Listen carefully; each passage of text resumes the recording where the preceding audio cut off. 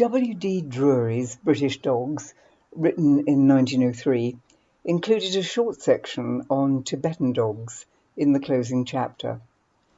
There is only one relevant image of Lhasa Terriers, India and Putima, so to keep you visually interested, whilst I relate the full text, I shall include several others from this general era. About halfway through, Lionel Jacobs, later Sir Lionel Jacobs, is mentioned.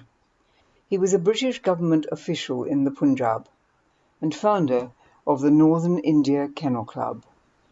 Tibetan Dogs.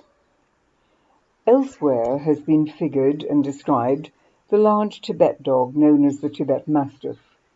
There is also the huge Tibetan sheepdog that Mr. Wilson had some few years since and exhibited at the more important shows.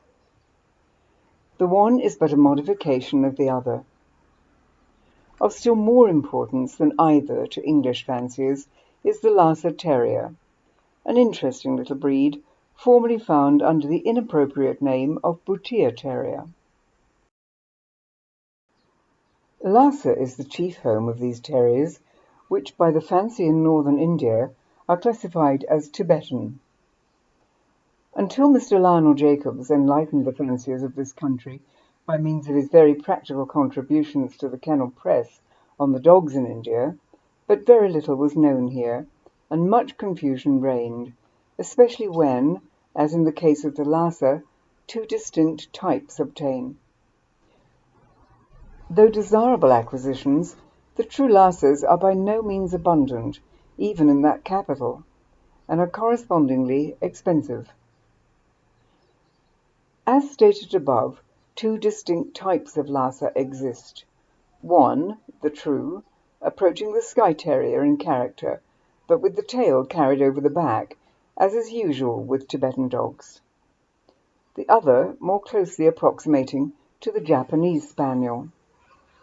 In India, as here, separate classes for the breed are provided, but the dogs there do not appear to grow as much hair upon the face, head, and ears as do the specimens met with here.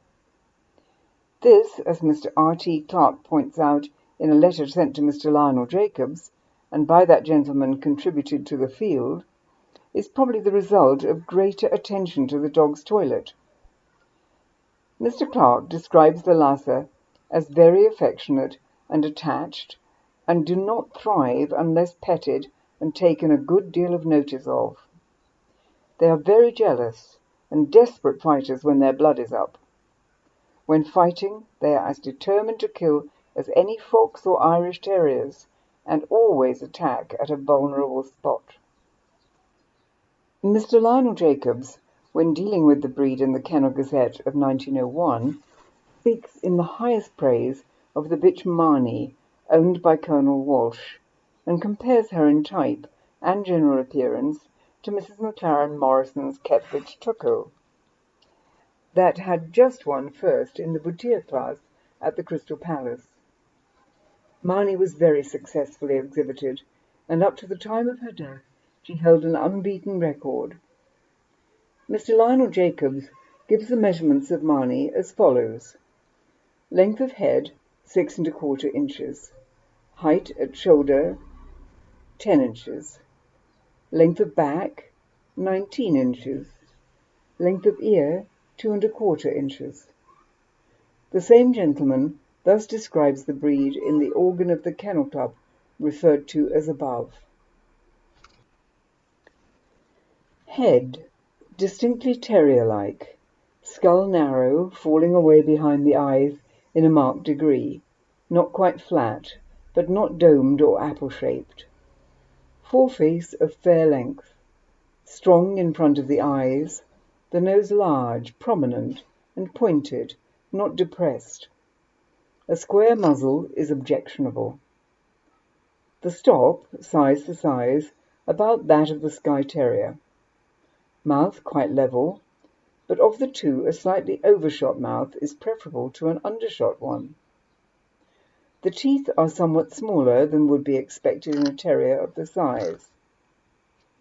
In this respect, the breed seems to suffer to an extraordinary degree from cankered teeth.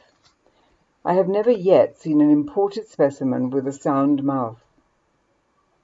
Ears set on low and carried close to the cheeks, similar to the ears of a drop-eared Skye. Eyes neither very large and full, nor very small and sunk, dark brown in colour. Legs and feet. The forelegs should be straight. In all short-legged breeds there is a tendency to crookedness, but the straighter the legs, the better. There should be good bone. Owing to the heavy coat, the legs look, and should look, very heavy in bone.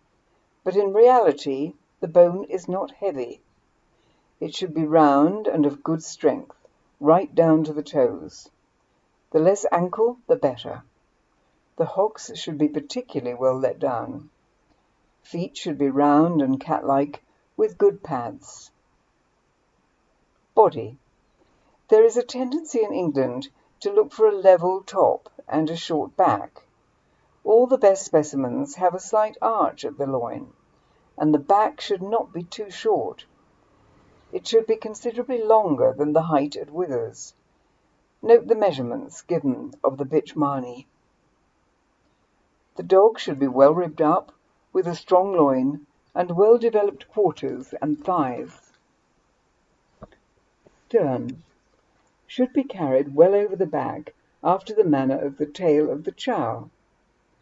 All Tibetan dogs carry their tails in this way, and a low carriage of stern is a sign of impure blood.